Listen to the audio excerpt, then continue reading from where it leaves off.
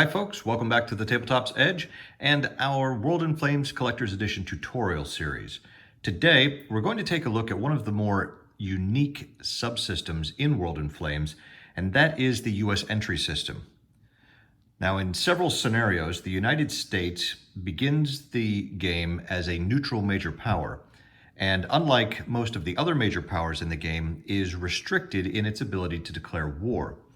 Now, WIF handles this through this US entry system, which we're going to take a look at today. It's actually another good example of one of the many sort of games within a game that you see in the WIF design. I think it's one of the more interesting subsystems, and it's not quite as involved as it might appear for folks trying to approach this game for the first time. So let's go ahead and take a look and see how it works. Now, the relevant rule sections for our discussion today can be found in 9.2 through 9.4, and then again 13.2 through 13.4. What we see here is the It's War chart. Now, the United States cannot declare war on any minor country until it selects option number 48, and we'll talk about the US entry options shortly. This chart here is used for the United States declaration of war attempts on the Axis major powers, Germany, Italy, and Japan. The way it works is during the declarations of war phase, the United States will announce their attempts to declare war on a particular major power, and then you will cross-index the current US entry level across the top here with the current US tension level against that specific major power, and you'll get a number in one of the relevant boxes here. So if the US had an entry level of 40 against Germany with a tension level of 20, that would be here, 17 to 23, you see 4. If Germany then, or the United States would then roll one die, and if that die roll is equal to or less than the number in the box, in this case 4, the attempt will succeed, and the United States will then be able to declare war and be considered an active major power at war with that specific Axis power. Now, how do we determine US entry levels and tension levels? Let's take a look. Located in the upper right corner of the Americas mini-map are 4 boxes. These are the US entry and tension pools for the various Axis powers.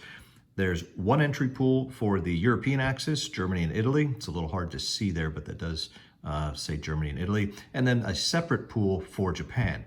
Likewise, there is a tension pool for Germany and Italy and a tension pool for Japan. The level, the current level, whether it be the entry level or the tension level, is going to be calculated by the value of the entry chits that are located in these various 4 pools. WIF comes with a large number of entry chits, and you can identify them by the American flag on the front side with a value in the green box and a year date. So like all of your other force pool editions, as you get to 1940, 1941, 42, you will also be adding these entry markers to a common pool. On the back side, you will see the value is replaced with a question mark. What the United States player will do is at the beginning of every US entry phase in the game, they will select one entry marker randomly from the common pool, and they will place it, after looking at it, they will be able to place it in either the Axis European Axis pool or the Japanese pool, and they'll place it face down. US entry level is hidden from all the other players, and that includes the allied players. The US player obviously can look at the chits and examine them at any time, but he cannot show them to anyone else, including his allies. To calculate your entry level against a particular major power, you simply add up the total value of all the chits in the pool. So if we want to calculate the entry level in this situation against Germany or Italy, you'll see we have a 2 chit and a 4 chit in the pool, which is a total of 6. we're going to multiply that by 1.5. We then take half of the other entry pool and add it together. So if we're looking to calculate the entry level against Germany, it's going to be 6 times 1.5 is 9. And then we have 5 in the Japanese pool, which is halved to 2.5. Add that to the 9 gives us 11.5, which rounds up to 12. So our entry level against Germany and Italy is 12. If we were to calculate the entry level against Japan in this case, we have 5, which would be times 1.5 for 7.5, plus half of 6 is 3, giving us 10.5, and an entry level against Japan of 11. It works the exact same way for the tension level.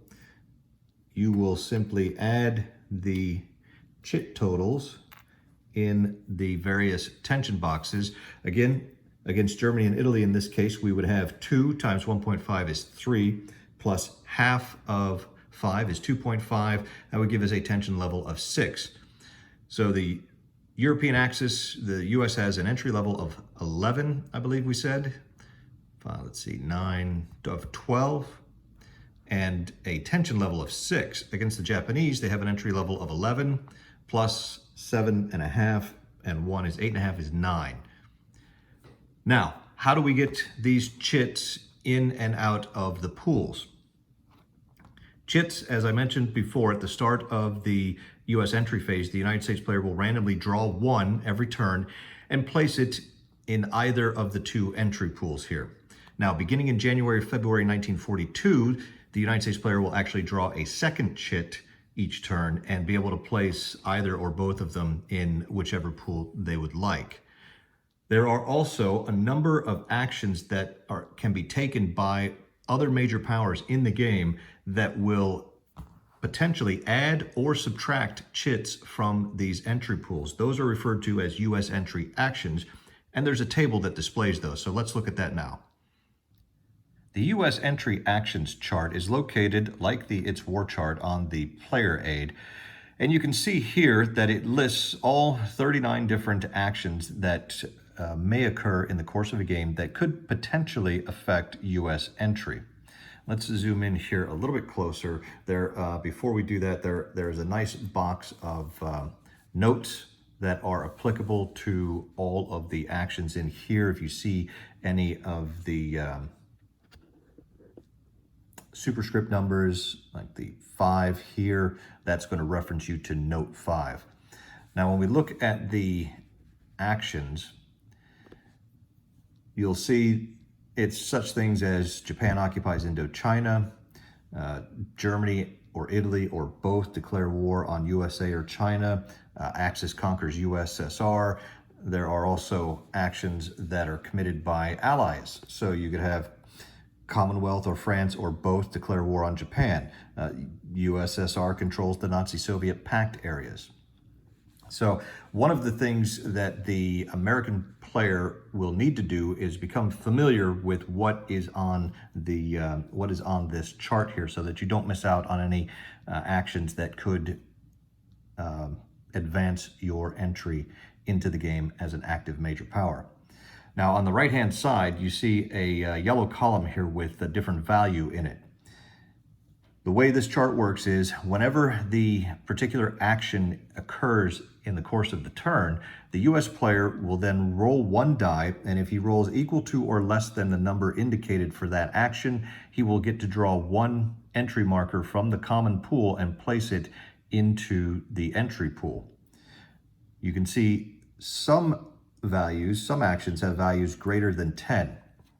For every 10 in the value, you get to automatically draw 1 chit. So for example, Japan occupies Indochina. That's a 12. The US player would automatically draw 1 chit, and then with the remaining 2 would need to roll a 2 or less to draw a second chit. All of the actions are noted with a particular country, either JA for Japan or GEIT for Germany, Italy. This indicates which entry pool you must place the markers that you've drawn. You can see here, China conquered. This affects Japanese entry levels, and it's a 25. So the United States would draw 2 chits automatically, and if they rolled a 5 or less, they would then draw a 3rd chit, and all of those chits would then have to go into the Japanese entry pool.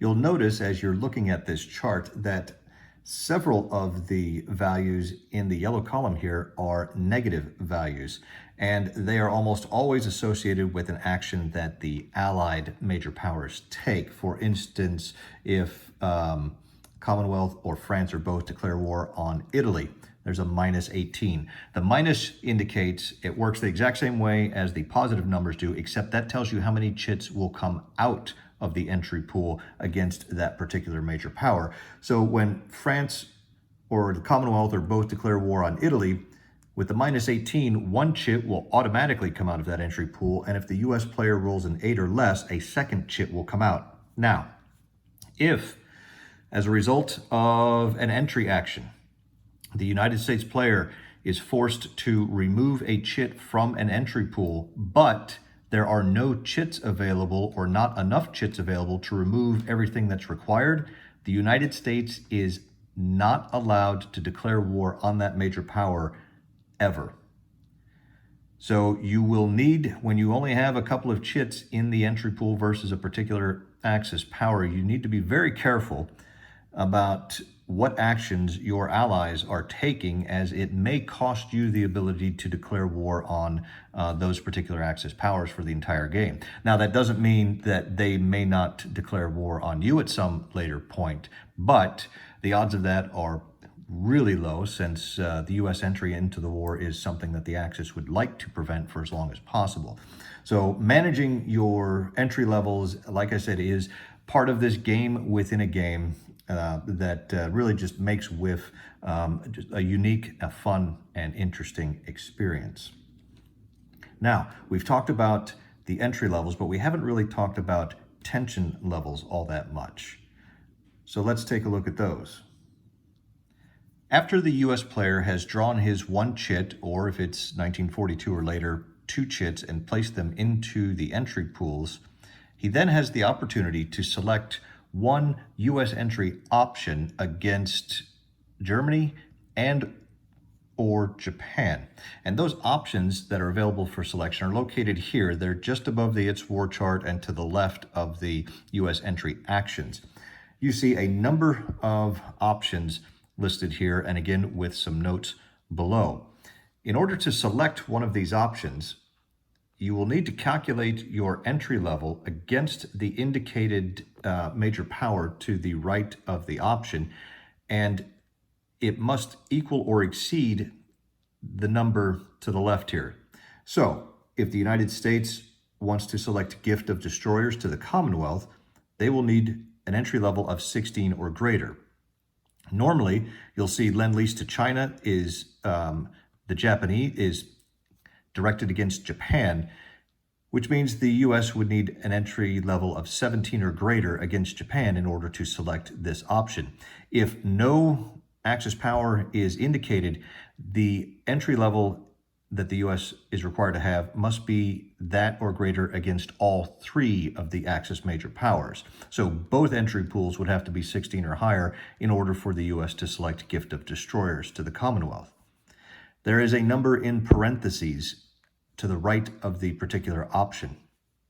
That is a number that works just like the US entry action chart. The US player, after selecting his option, will roll 1 die, and if he rolls equal to or less than this number, one of the chits in his entry pool will be moved from the entry pool at random to the tension pool versus that same power.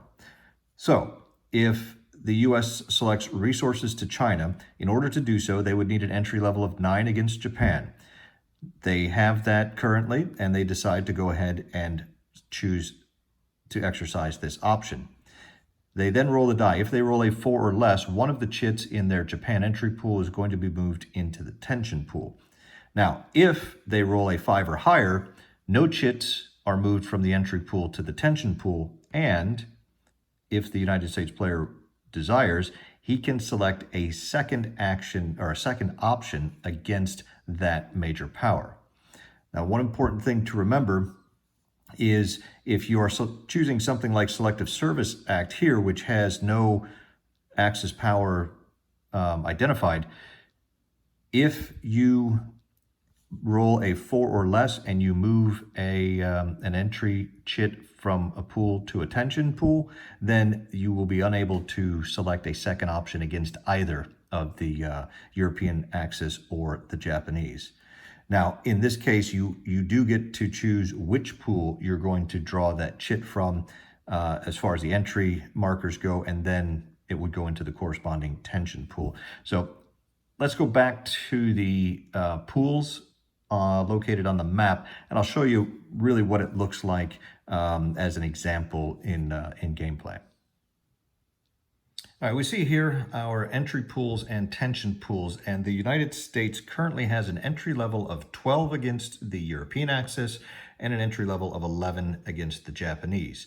Now, tension is not applicable to option selection. That only comes into play on its war chart.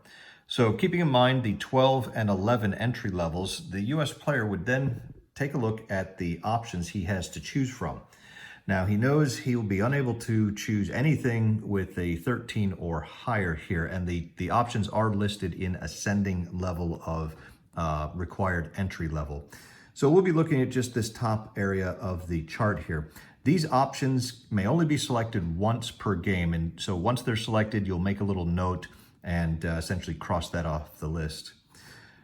With the 12 against the European Axis, the United States meets the level for the Selective Service Act for them. However, because the Selective Service Act requires an entry level of 12 against the Japanese also, and they only have an 11, the United States is unable to select this option. They could choose as their first option, number 4 here, intern the French CV. If they were to do so, they would be required to have an entry level of 4 against all of the major powers, which they do.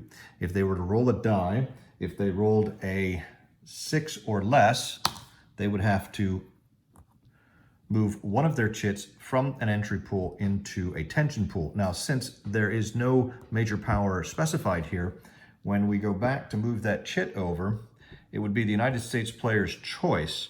Now, you would do this at random, so they would go ahead and remove the European Axis. They would randomly draw one of those chits, and that chit would move over into the tension pool, and all of the other chits would be placed back into the entry pool.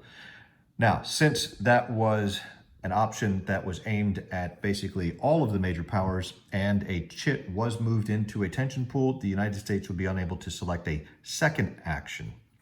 Now, if instead the United States had chosen to build Chinese aircraft for their first option against the Japanese, they would roll the die, and they rolled a 6, 6 being greater than a 3. None of the chits in the entry pool would be forced to move over. Also, they would be able to select a second option directed at the Japanese. So they could also then choose option number 9, resources to China, which would be a 4 or less. And again, they roll, and they're rolling well. They roll an 8, which means their entry level is not affected. What you'll see as you select options as the game goes by is your option selections many times will tend to lower your entry level temporarily as markers are moving out of the entry pool and into the tension pool.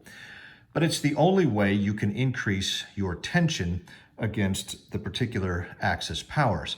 And I want to go back and take a quick look at its war chart and kind of point out a couple of things on there.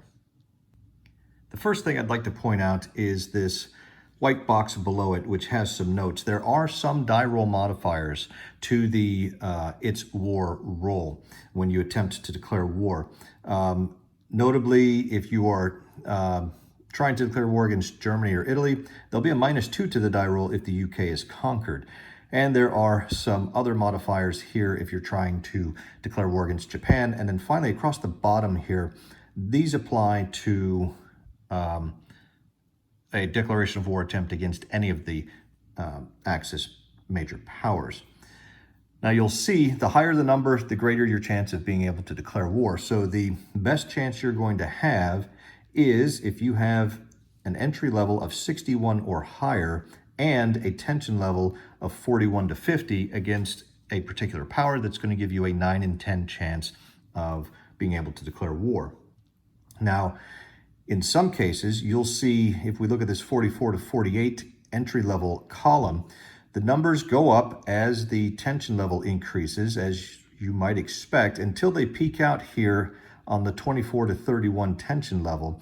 Then they start to decrease as your tension increases. So what you see here is that there are times when your tension level may be too high for your given entry level. Now, the only way to remove a marker from the tension pool is by failing a roll on the It's War chart. We talked about how if you roll equal to or less, your attempt to declare war succeeds and you proceed normally. If, however, you roll above this number, you are then required to remove one chit from the entry pool and one chit from the tension pool. So you're going to take a hit on your entry level as well as your tension level. But again, if your tension starts to get a little out of control up here, the only way to clear that out is going to be to make some declaration of war attempts that fail. And you will see that sometimes players will go ahead and make a declaration of war attempt even though they've got a 0 or less here to succeed, simply because they're trying to blow off some of that tension against the major power. Well, that's going to do it for our look at the U.S. entry system in WIF. Now, I think it's one of the more clever mechanisms they have in the game. I really like how it works with the random draw of the chits, so you never are quite sure exactly how quickly the U.S. is going to advance, but yet it's not entirely random because the entry actions list is tied to what is actually happening in the game. And it kind of acts as a bit of a balance mechanism. If the Axis are doing really well, a lot of those U.S. entry actions are going to be triggered, which means the U.S. is very likely to enter the war that much sooner. And conversely, if the Axis are slowed down and not doing very well, there's good chance that the U.S. entry is going to be delayed a little longer, giving the Axis a better chance of making it into the late game stages in 1944, 1945. Also, the fact that the U.S. entry is hidden from the Axis means that the timing of what they're going to do, particularly the Japanese in Asia, becomes of paramount concern to them. If Japan is going to strike the Western Allied powers in Asia, the timing becomes very important. If she attacks them too soon, it's going to bring the U.S. into the war way earlier than would otherwise be the case. And generally, that's very, very bad for the Axis. On the other hand, if Japan waits too long, she may find herself the target of a declaration of war by the United States, and therefore not only lose all of those nice benefits of a surprise impulse, but actually be surprised by the United States. And that usually does not end well for the Japanese. So I do think the U.S. entry system really is one of the things that makes WIF stand out from all the other grand strategic World War II games out there. I think for those of you new to the game, I think you'll find once you get into it that it really is kind of enjoyable, a great little game within the game. Gives the U.S. players something to do and to think about as they are neutral for the first year or two of the war.